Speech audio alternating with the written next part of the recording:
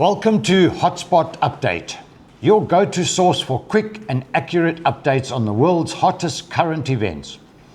If you're looking for a clear and objective perspective, you're in the right place. Let's dive into today's topic. On August 6th, U.S. President Donald Trump imposed an additional 25% tariff on Indian goods as a punitive measure for New Delhi's purchase of oil from Russia, claiming that this contributes to funding the war in Ukraine.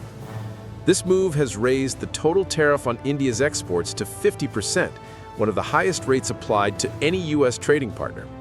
According to some officials, India has put on hold plans to procure new weapons and aircraft from the U.S., marking the first clear sign of India's dissatisfaction following President Trump's tariff imposition, which has pushed bilateral relations to their lowest point in decades. You start with the fact that India is the Maharaja of tariffs. It's the highest tariffs in the world, charging on American products, and it's got high non-tariff barriers, so we can't get our products in. So we send a lot of dollars overseas to India to buy their products in an unfair trade environment. India then uses American dollars to buy Russian oil. Russia then uses those American dollars that come from India to finance its armaments to kill Ukrainians. And then American taxpayers are then called upon to pay for the weapons that have to defend Ukraine against Russian armaments paid for by American dollars that came from India. That's got to stop. That math doesn't work. The president understands the connection between economic security and national security, so that was the bottom line there. American dollars buy Indian products, and that sets in motion where those dollars finance a war which then requires American taxpayers to pay for defending against the Russian armaments. So that kind of trade doesn't work, okay? That just doesn't work. Moody's Ratings has warned that U.S. President Donald Trump's imposition of a 50% tariff on Indian imports could severely undermine India's ambitions to develop its manufacturing sector and slow its economic growth.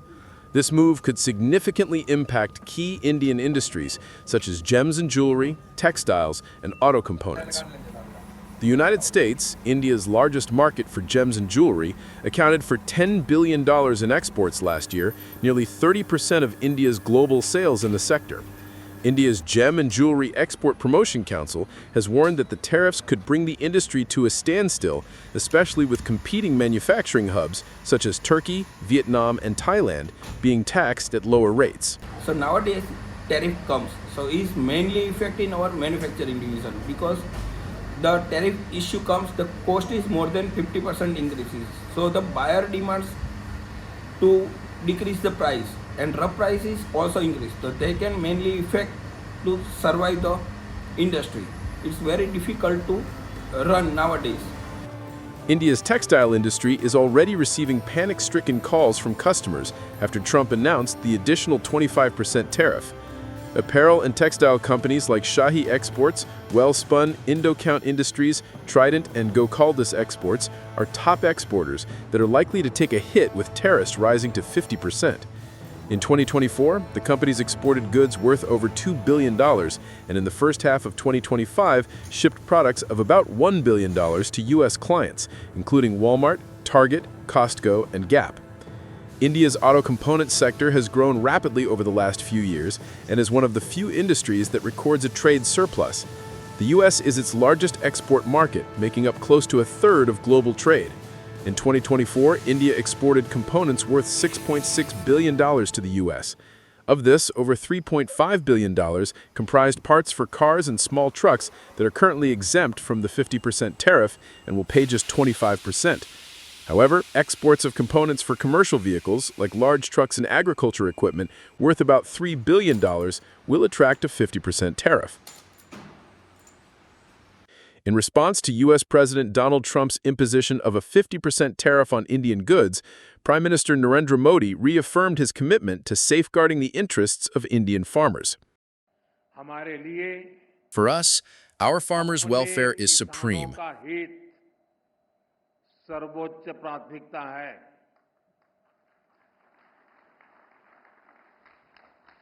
Bharat India will never compromise on the well-being of its farmers, dairy sector, and fishermen. और मछुआरे भाई बहनों के हितों के साथ कभी भी समझौता नहीं करेगा।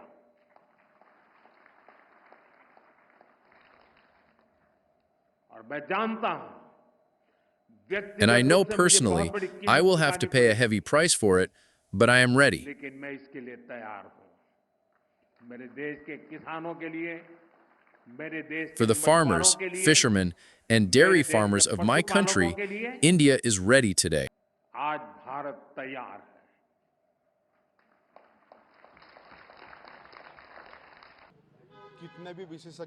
The experts might say that we would tackle these tariffs, but it is just impossible. America was a really big market for us. I am in the jewelry business, so I can say that 60% of our exports of handmade jewelry and diamonds used to be sent to America, and they used to buy good quality products. We used to get a very good pricing of our products. Around 1 to 1500,000 employees of jewelry industries across India will be rendered unemployed due to this tariff. The 50% tariff that the United States has imposed is absolutely wrong. Our country is developed, but is not as developed as the United States.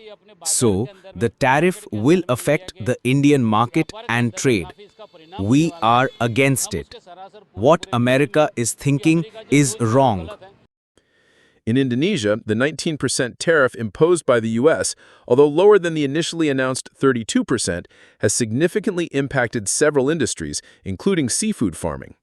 At a 200-hectare shrimp farm near the southwestern coast of Java, Indonesia, 1-month-old shrimp fry are swimming in nursery ponds, preparing for their journey to dining tables in the United States.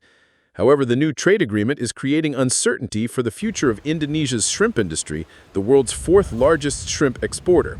According to the Institute for Development of Economics and Finance, Indonesia's shrimp export revenue to the U.S. has plummeted from $1 million in 2022 to approximately $600,000 in 2024.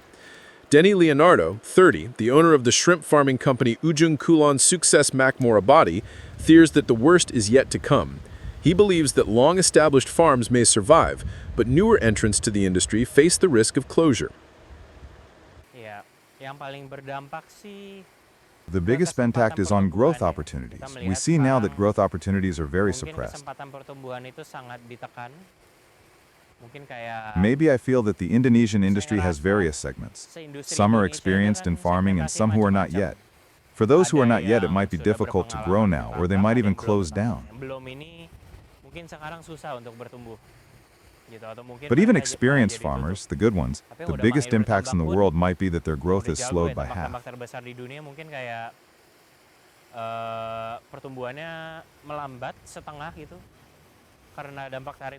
So not the US then, where to export? There's an opportunity, like we've heard that there's a plan to cooperate with Europe or a deal to reopen exports to Europe or to be incentivized.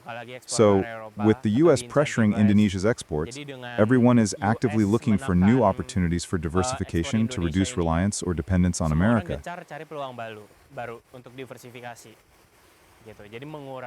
Coincidentally, we in Indonesia are a bit behind. We hope we can catch up with other countries, yes, diversification, especially Europe and China. It's already starting new market opportunities.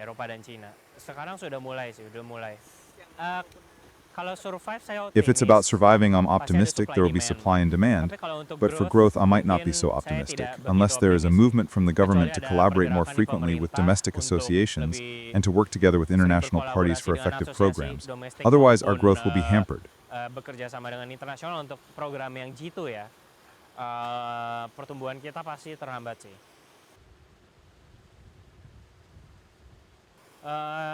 Most likely no new market to balance the U.S. market. So this tariff is not just tariffing us, but it's also tariffing American citizens.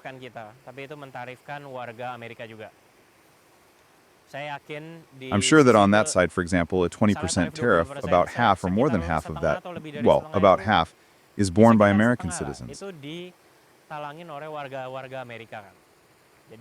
So their purchasing power also decreases. As a result, they inevitably reduce the quantity of demand, which corrects. So from that, even if we can produce, Europe, China, and other markets are not enough to absorb everything. So demand will be oversupply. Menyerap semuanya, jadi akan demand-nya itu supply itu akan oversupply itu. Kembali lagi kalau kita melihat dampaknya pasti akan massive. The impact will certainly be massive, right down to the shrimp farmer level. Of course, even with an additional 10% tariff today, the shrimp sector is already starting to falter, and importers there are ultimately deciding who should bear this 10% tariff. If Indonesia can't bear it, it will source from other countries like Vietnam. Mengatakan siapa yang harus menanggung biaya tarif ini 10% ini gitu. Nah, kalau Indonesia tidak bisa menanggung, dia akan mengambil dari negara lain seperti Vietnam misalnya. Kita tahu bahwa sebelum diberikan tarif ini ekspor. We know that before this tariff was imposed, our shrimp exports to the US market declined annually. Harapannya setelah And the hope is that after the tariff was imposed and our tariff is much lower, we can hopefully increase again. But then we also have to consider who will bear the import tariff. Trump has said that the exporters will bear it, which is quite difficult to do. But if we don't bear it, we will lose the export market from the United States.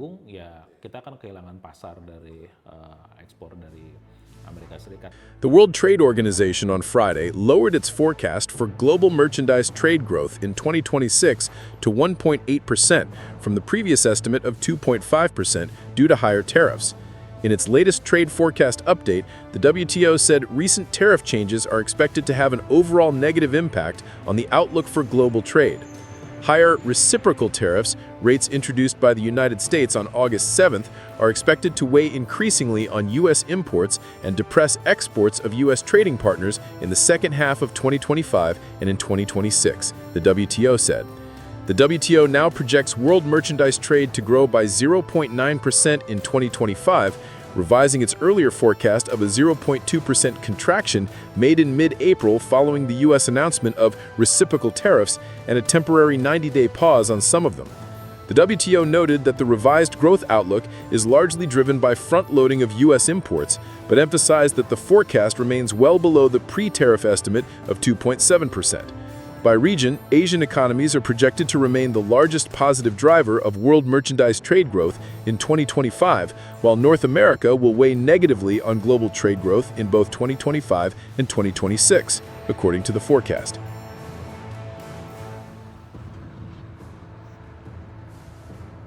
These are the latest updates we wanted to share with you. Thank you for watching Hotspot Update. Don't forget to like and subscribe so you won't miss our upcoming analysis.